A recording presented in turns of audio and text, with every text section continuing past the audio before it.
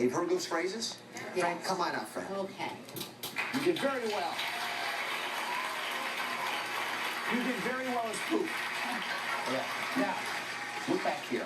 This is what happens inside of a colonoscopy. And you notice this little spot right here? Yes. Those are the little outpouchings. See the little outpouchings right there? Mm-hmm. So there's the normal colon, and you have little pockets there that have been created. Now, those pockets can be problematic.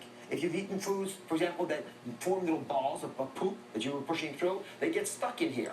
And when they get stuck in there, they cause a big problem. Now, I'm going to show you another animation, which is going to blow your mind. This is a colonoscopy of someone who's had poop inside the little pocket. We're washing it out. See, watch it. Ooh. Let me show you that again. That is so crazy. I want to show it twice. You've got poop inside the little outpouch pocket. And see it coming out? There it goes. And now you've got the little hole there that's left behind. You want to see it again? No. No, you can't. All right. So that trapped fecal material, you put these guys on. That trapped fecal material is sort of a strangulation of the outpouching. It puts pressure in there. And because it's not a normal outpouching, it's thin-walled. It can cause cramping, it can cause bloating, constipation, nausea, all kinds of things. Now, I know you want to see this firsthand, don't you, Frank? Absolutely. You're going to get your hands into it. So, I'm ready. we have prepared a colon for you, okay? Now, instead of being inside the colon, you get to be outside now talking to us about this. So you notice that there's normal architecture of the intestinal tract, these little folds here. Right.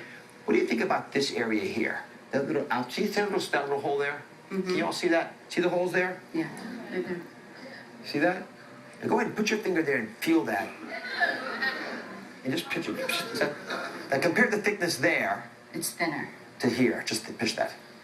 Use your fingers. Oh, just put it like this? Yeah. It's thinner. Not thinner, isn't it? Oh, not good. Not good. Now, diverticulitis, the inflammation of these outpouched areas, wasn't even described in this country until the early 1900s. Now, we might have missed a couple here and there, but notice that that sort of coincides with the advent of processed food in our culture. And Americans start eating a lot less fiber. You can take your gloves off now. So, what do they do about this? Well, here's what I want you to do to try to prevent this from happening to you. You can treat it this way as well. First off, you need fiber. Now, have you heard me talk about that before, right? You can treat it this way as well. First off, you need fiber. Now, have you heard me talk about that before, right? Yes. 25 grams a day. The average woman gets probably 10 to 12 grams a day. So you've got to double your fiber intake. If you're not going to take a supplement, which does get you there, at least remember to get it in the foods you eat. They're the whole foods we talk about all the time. The apples, the broccolis, the quinoas, the whole grains, the beans.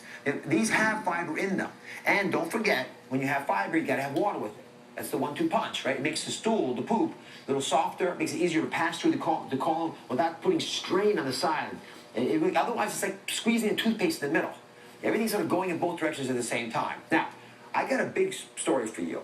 There are a lot of doctors today who say, you know what, avoid eating seeds, nuts, popcorn, if you've got outpouches of your colon. Right. Have you ever heard anyone say that? Yes, I have. It's not right. No? No. And I don't like to challenge head-on dogma, but recent research has irrefutably demonstrated these foods are not associated with an increased incidence of diverticulitis. And the reason for that, we believe, is they have fiber in them.